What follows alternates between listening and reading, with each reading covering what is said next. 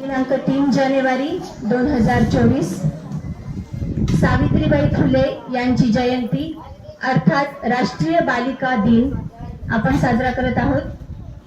आजच्या या कार्यक्रमाच्या अध्यक्षा आपल्या शाळेतील ज्येष्ठ शिक्षिका आदरणीय सोमावार मॅडम, सर्व या ठिकाणी उपस्थित माझे सहकारी बंधू भगिनी आणि प्रिय बाल मित्र मैत्रिणींनो, आज भाषण करणारे विद्यार्थी संख्या त्या मानाने कमी होती, परंतु ज्या 7वी आणि 8वीच्या मुलींनी आज काही जे प्रश्न मांडले ते मात्र नक्कीच दखल घेण्याजोगे आहेत।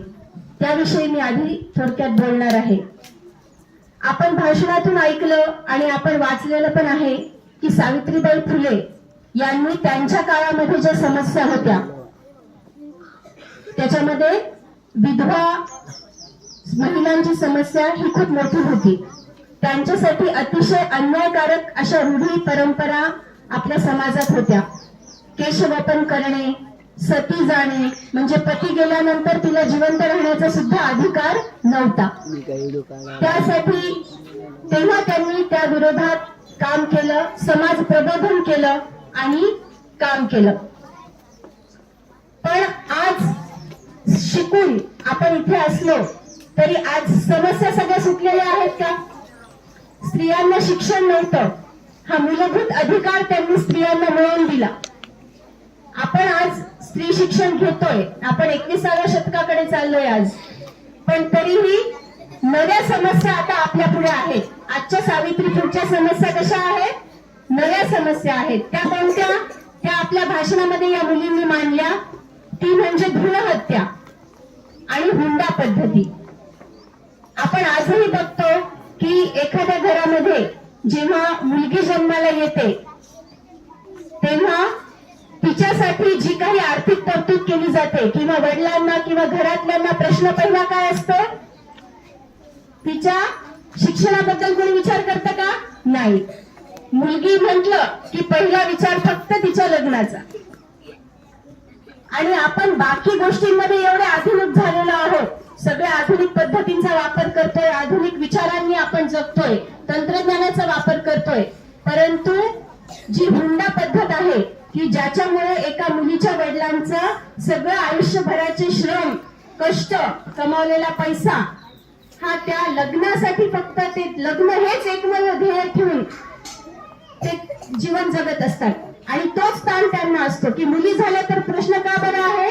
कारण तिच्या लग्नासाठी हुंडा जमा करावा लागेल। मग आपण खरंच बदललोय का? आपण खरंच आधुनिक झालोय का?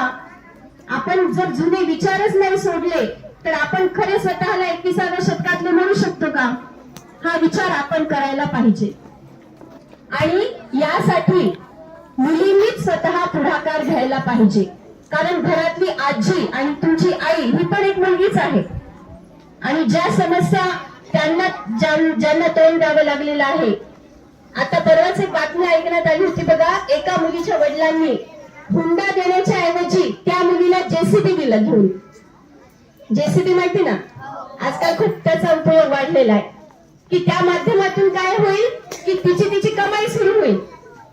अशा हुंडा देऊन किंवा लग्नामध्ये जो एवढा भरमसाठ खर्च होतो तो काही पुढे नंतर कामाला येतो का? त्याच्याऐवजी लग्न साधेपणाने करून, कारण जेवण जाणारे पण नंतर नावच ठेवतात, ज्यांच्या लोकांना दाखवण्यासाठी, ज्या लोकांसाठी आपण एवढा खर्च करतो ते माघारी नंतर काही ना काहीतरी नाव मोठं ठेवतात। आणि मुलीचे वडील मात्र सगळं आयुष्यभराची कमाई लावून त्यांची अपेक्षा काय असते की लग्न खूप छान केलं एवढं ऐकण्याकरता फक्त सगळं केलं जातं, पण ते लग्न झाल्यानंतर सुद्धा त्या मुलीचं आयुष्य खरंच सुखी होतंय का? त्याची काहीच गॅरंटी नाहीये, बरोबर आहे? मग ह्या गोष्टी ज्या आहेत त्या बदलल्या पाहिजेत। आणि हा लग्नात असा हुंडा किंवा इतर खर्च केल्यापेक्षा जर तेच पैसे भविष्यासाठी वापरले दोघांच्या, तर त्याचा निश्चितच चांगला फायदा होईल, त्यांचं भविष्य चांगलं पुढे घडेल। हा आधुनिक विचार आपण सगळ्यांनी केला पाहिजे। तर या ठिकाणी मुलींचं अभिनंदन, त्यांनी हे विषय त्यांच्या ह्याच्यामध्ये घेतले। तर मी आता आपला निकाल तयार होईपर्यंत सावित्रीबाई फुले यांच्यावरती वसुधा सरदार यांनी छान ओव्या रचलेल्या आहेत. ती ओवी तुम्हाला मी म्हणून दाखवते आणि त्यानंतर माझ्या स्वतःच्या स्वरचित एका कवितेनी मी माझ्या भाषणाचा शेवट करेन. पहिली माझी ओवी ग सावित्रीच्या बुद्धीला, स्त्रियांच्या शिक्षणाचा पाया तू घातला. अशिक्षित अडाणी तू पतीपाशी शिकली, मुलींसाठी पहिली शाळा तू काढली. दुसरी माझी ओवी गायली तुझ्या धैर्याला, दगड गोटे खाऊनी चालवली तू शाळा. घराबाहेर काढले गुंडांनी अडविले, धीराने तोंड दिले सगळ्या त्रासाला. तिसरी माझी ओवी ग तुझ्या मोठ्या मनाला, फसलेल्या विधवांचा सांभाळ तू केला. अनाथ आणि अबलांचे माय बाप होऊन, यशवंत बाळाला दत्तक घेतला. चौथी माझी ओवी गायली तुझ्या हृदयाला, माणुसकीचा झरा जात नित्य ग वाहिला. ज्योतिबांची सावली नाही तू राहिली, सत्य धर्म प्रकाशात तेजाने तळपली.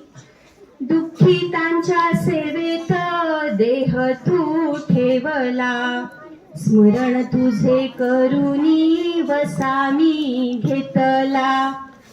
भगिनींना जागविना संघटित करेन, ज्ञान ज्योत लावीन हेच तुला नमन. ज्ञान ज्योत लावीन हेच तुला नमन. बघा, शिक्षण घेऊन आपण पुढे गेलोय, पण त्यामुळे आपली जबाबदारी पण वाढलेली आहे. कारण आपण शिक्षण घेऊन पुढे गेल्यानंतर आपल्याकडून समाजाच्या आणि सगळ्यांच्या अपेक्षा पण वाढलेल्या आहेत. त्या अपेक्षांची पूर्तता करणं ही आपली जबाबदारी आहे. आणि शिक्षणाबरोबरच आपलं सगळं जे शील आहे, चरित्र आहे ते सांभाळणं आणि त्यातून आपला विकास करणं हे आपलं जबाबदारीचं काम आहे. तर आता सध्याच्या काळामध्ये मी सावित्रींना एक आवाहन करू इच्छिते किंवा माझ्या कवितेतून एक व्यथा या ठिकाणी मांडू इच्छिते आणि मी त्यांना पुन्हा या ठिकाणी बोलवू इच्छिते. ते कशासाठी हे माझ्या कवितेतून मी सांगते. सावित्री, तुझंही नाव ठेवलंच असेल त्या सत्यवानाच्या सावित्रीवरून. आपल्याला पुराणातली कथा माहितीये, सत्यवानाचे प्राण सावित्रीनी वाचवले होते. सावित्री, तुझंही नाव ठेवलंच असेल त्या सत्यवानाच्या सावित्रीवरून, जिने परत आणले पतीचे प्राण यमराजाशी 2 हात करून. तू मात्र घडविले स्वतःला ज्योतिबाच्या साथीने स्वतंत्र.